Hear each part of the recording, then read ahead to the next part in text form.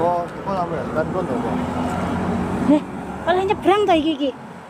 Aduh. Lumayan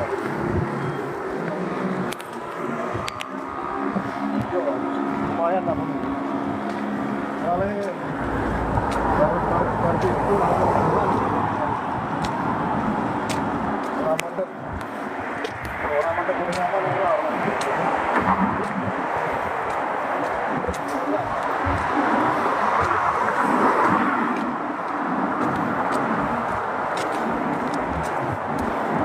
Wong ae mlakune cuwepet men to.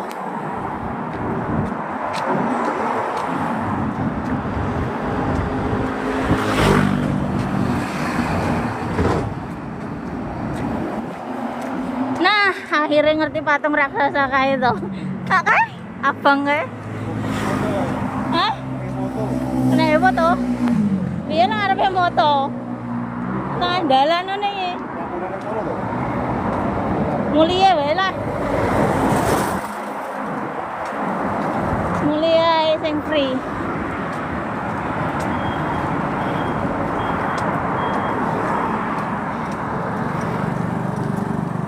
Iki nyawa berarti. Wes krungu selawatan. Aduh. Lah ya aku wedi patungnya. Aduh.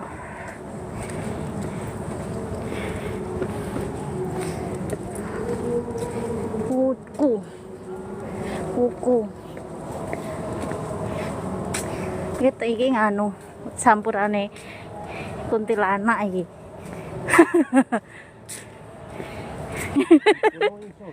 Lah rono apa rono? Manut aku.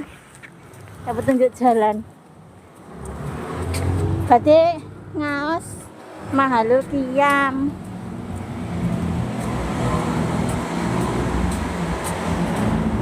Nah, kok kene lepas, berarti kan wihara gede ya. No ya.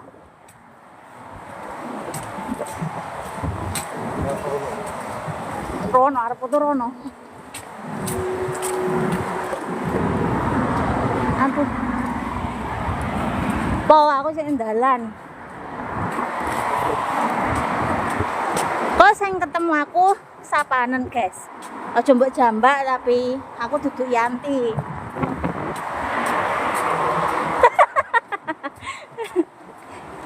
Lah muter loh.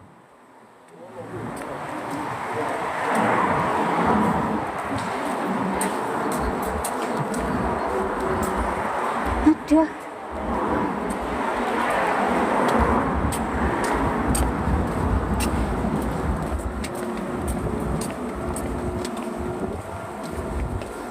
Nyampe juga toh. Padang lo kene enggak. Taipei mau dan.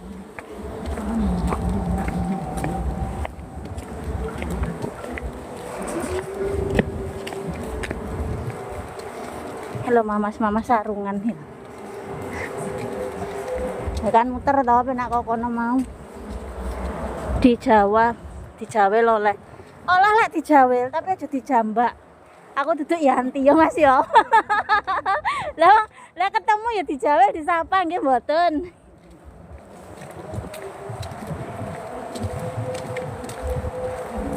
Iki judulnya muteri taman no iki.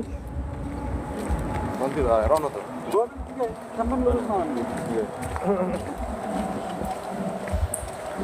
Oh, kono. Kayak suaranya loh. Kayaknya pas loh. Aduan lah.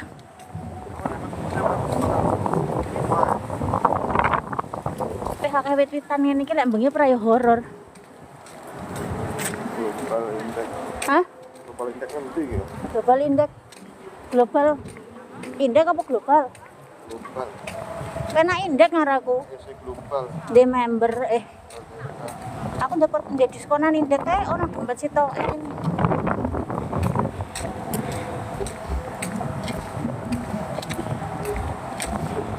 Kencan, tidak ada kata kencan Mas.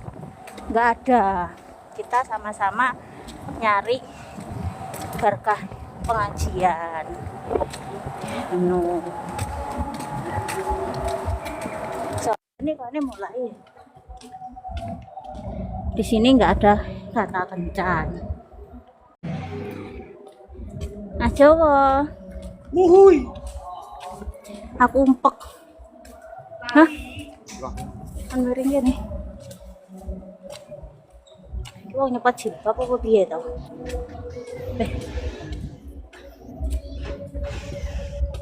Ngajak tanding barang iki lho.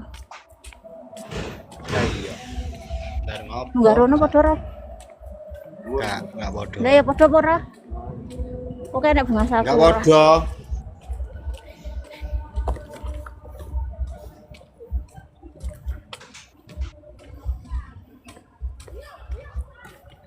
Nanti acara apa? Acara apa? Pengajian ya lho. Wis selawatan ya lho. Iki mlakune sing limpah. Kayaknya pas teko kiai ini. Salamnya kiai ini arahu. Nggih. Ya iya toh.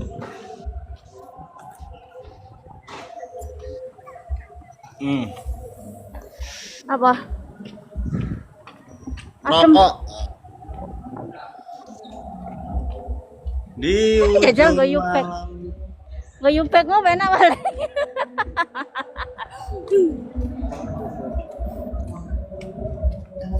Masas.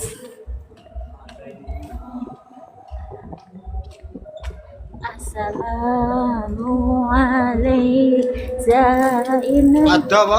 Ambiya. Assalamualaikum. Askol askia. Di ujung malam yang sunyi.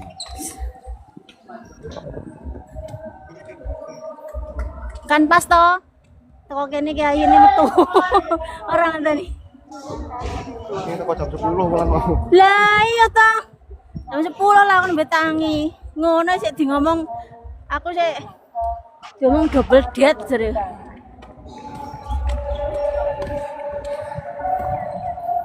Bunga sakura. Assalamualaikum. Falana lana ya habibana. Ah, beli foto nang kene lah. Iki kembang iki.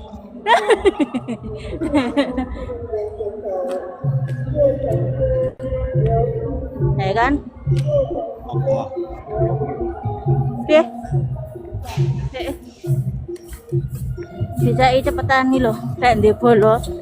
Reok, Hah? reok. Iya reok. Apa reok? Oh nggak video reok. Entuk ngon reok kan entuk ra yo. Aku pengen munggah ngon reokan nih loh. Iya. Ayo Mas, delok reok. Oh, iya. Dehen, welcome Dehen. Iya reokan nih. Der. Bangun reok kan tuh ora? Masa gak oleh? Aku pengen loh. Om, sojuku. Bangun reokan nih ngono kae.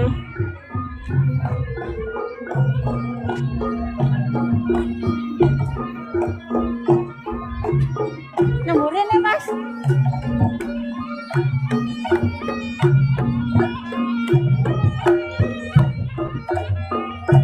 Iya nek reok barang lho. Anak.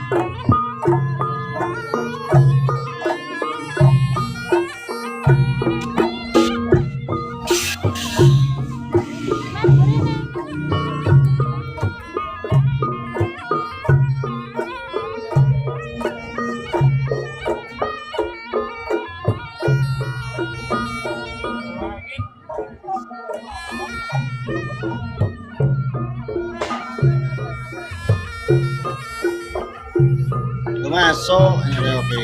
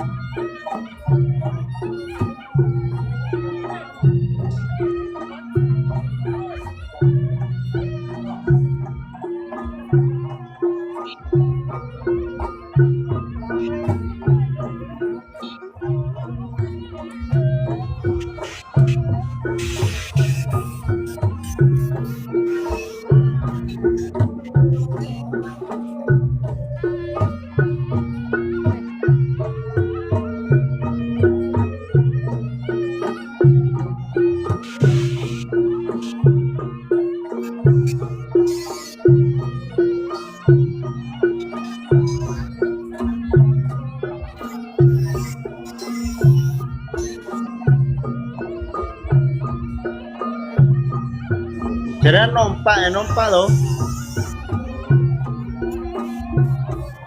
Kayak aku atau dewe.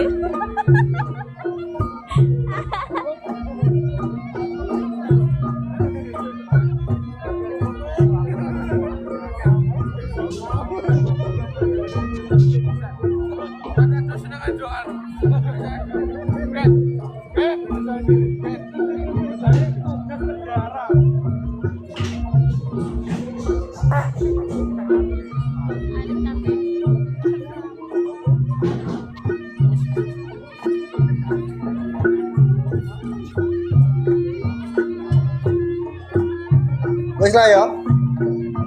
Iya, Betul. jalan.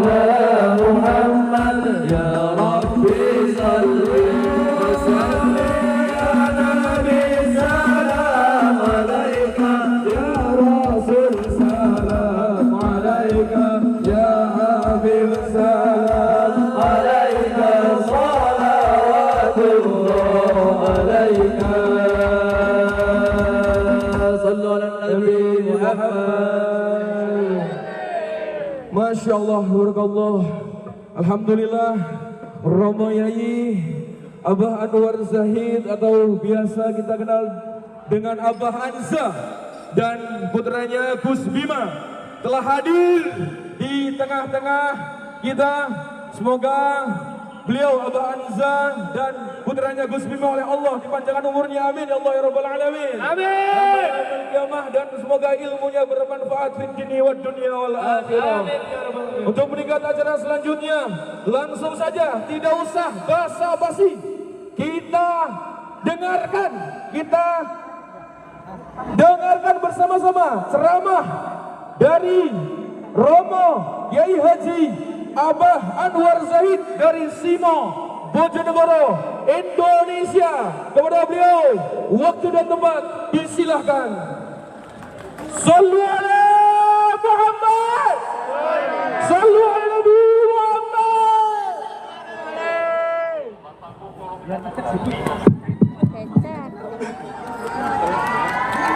Jadi sebelah kiri malah kolonnya namanya malah kantor tuh.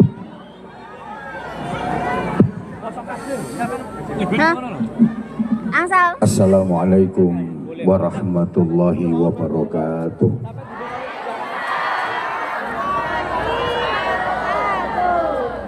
Bismillahirrahmanirrahim. Allahu Akbar.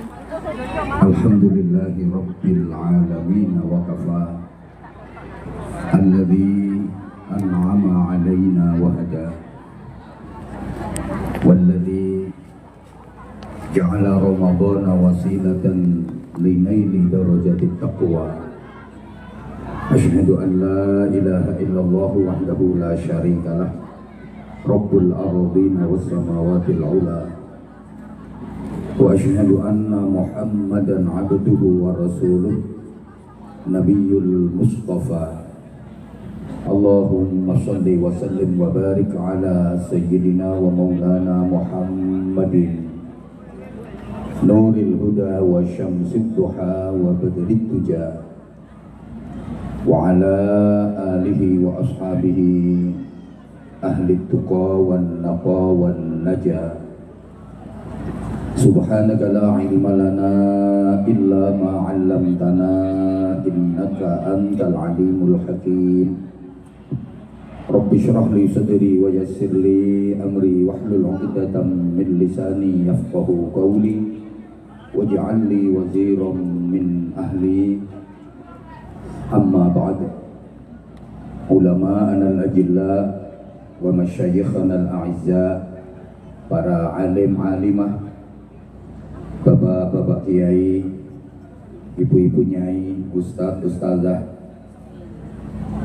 para sesepuh, para pimpinan dan pengurus organisasi yang berkenan hadir di majelis yang mulia ini, semuanya yang kita hormati, perwakilan dari PCI NU Taiwan, kemudian perwakilan dari KDEI,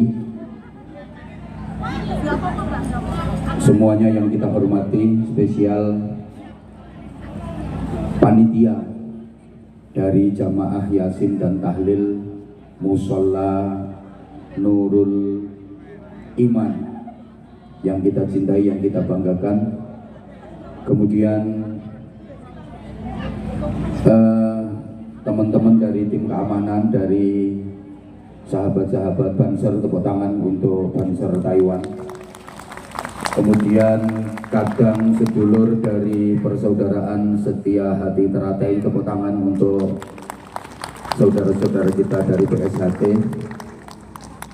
Dan yang paling spesial, ini tadi saya datang disambut dengan kesenian reog Ponorogo. Aplaus yang meriah untuk teman-teman kita dari kesenian reog Ponorogo. Ini sesuatu yang wajib kita lestarikan. Jangan sampai budaya dan citra bangsa Indonesia itu direbut oleh orang lain.